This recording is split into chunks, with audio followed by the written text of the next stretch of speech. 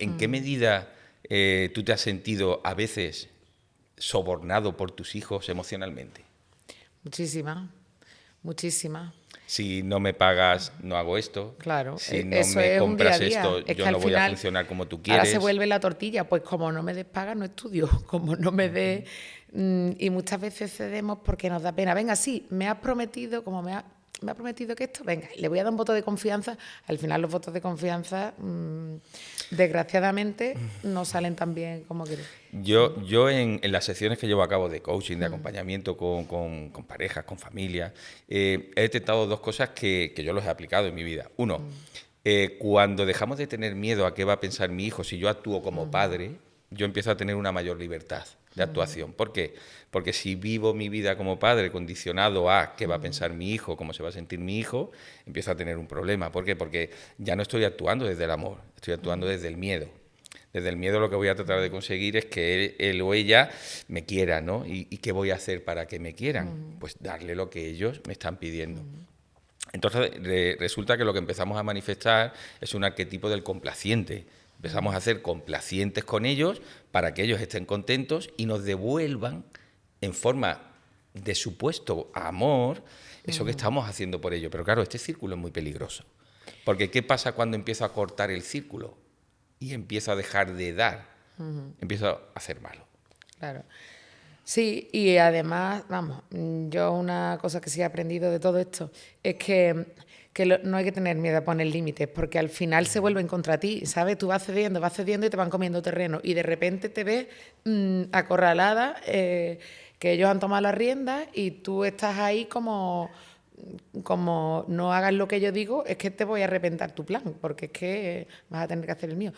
Y al revés, antes lo comentábamos también, si tú de verdad te pones, esto es muy fácil decirlo, pero si tú te quedas firme en tu límite, ellos en el fondo lo van a agradecer y van a apreciarlo porque te contaba antes la anécdota, ¿no? De una vez con los niños pequeños, que yo les decía, cuando era chico les decía, mira, que mamá cuando está cansada se pone a gritar, vamos a acostarnos ya, que por favor, que ya mamá se pone cansada. Y un día yo estaba ya de los nervios y gritándole, y después me dio mucha pena, y me acerqué a la cama a los dos y digo, perdón, de verdad que yo no os quería gritar tanto, pero claro, es que ponéis muy pesados y no termináis nunca, y ya mamá está cansada, y cuando se pone a gritar, y ahora se me acerca mi hijo así muy eso, y me dice, mamá, gracias por educarnos, porque yo siempre le decía, yo esto lo hago por vuestro bien, ¿sabes?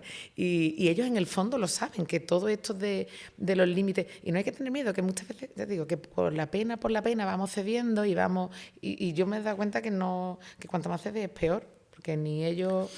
Yo te aportaría aquí, sinceramente, que no conozco ningún niño o ninguna niña que sea feliz sin que los padres le hayan aplicado cierto nivel de límites. Es como en cualquier cosa que hacemos en la vida, los límites pueden tener varios niveles. No se trata de ser controlador en exceso, no se trata de ser permisivo en exceso tampoco, pero se trata de establecer ciertos límites. Pero básicamente porque vivimos en una sociedad donde los límites son necesarios. Límites a la hora de conducir, límites a la hora de pagar en determinadas fechas, límites horarios, límites... Como padre sí soy consciente de que si yo no hubiese puesto límites a mis hijas, posiblemente mi relación con ellas sería totalmente diferente, ¿de acuerdo? Si tú hoy pudieras retroceder y pudieses hablar con esos padres y madres que empiezan a tener esos miedos, ¿no? ¡Buah! Llega el momento de enfrentar, a poner límites, que tengo que empezar a delimitar ciertas áreas de mi relación con mis hijos, ¿tú qué les dirías a ellos? Con total libertad, Pues desde tu experiencia. Desde mi experiencia es pues al revés, que justamente lo estamos queriendo más si les ponemos límites y que ellos tengan claro eso, dónde pueden llegar y dónde no. Además también tú te haces respetar porque llega un momento que te ves invadido y de verdad que y sin autoridad. Es que yo me vi así cuando recurrí un poco a vosotros porque decía, aquí si yo no soy capaz de poner límites, ¿quién me puede reconfortar? Y si ellos desde pequeños tienen claro esto no, y lo que diga mi madre es que además no se va que no va a cambiar de opinión, ¿sabes? Que es hasta aquí. Y la siguiente, pues hasta aquí. Y no es, bueno, venga, pero si al final mi madre va a ceder. Pues desgraciadamente no podemos ceder. Desgraciadamente no podemos. Mamás, papás, los límites son necesarios. No tengamos miedo a explorar ese terreno. somos conscientes que a veces vamos a tener que jugar, vamos a tener que modular un poco la frecuencia, pero juguemos, no tengamos miedo a entrar en ese campo de juego, ¿de acuerdo? Yo empecé a practicar el hábito, porque para mí es un hábito. Poner límites es un hábito. Límites en una relación de pareja, límites en una relación laboral, límites con un cliente, límites con tus hijos. Yo recuerdo, por ejemplo, cuando mis hijas ya empezaban a tener una pequeñita edad. Por ejemplo, una decisión que tomamos en mi casa fue que solo íbamos a realizar una comida, solo íbamos a crear una comida para comer.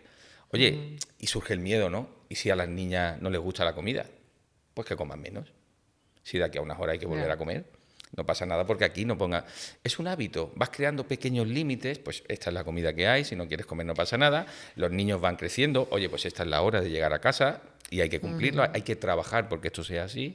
Y en la medida que tú vas familiarizándote con, bueno, el poner pequeños límites, te sorprende que es como un juego, ¿no? Porque para mí es un juego, a ver, y ellos entran en el juego. Y esto es lo maravilloso, que ellos también empiezan a ponerte un límite, a tensar el límite. Y a mí me cuesta, Claro. y te da, no, me cuesta poner límite, verás, me da como miedo, se lo van a saltar, se van a enfadar, se van a poner contrariados, esto va a ser una pelea porque... Es una toma de conciencia, María José. Totalmente. Cuando tú decides que tener hijos, que criar hijos, no va a ser un sufrimiento en tu vida, empiezas a jugar.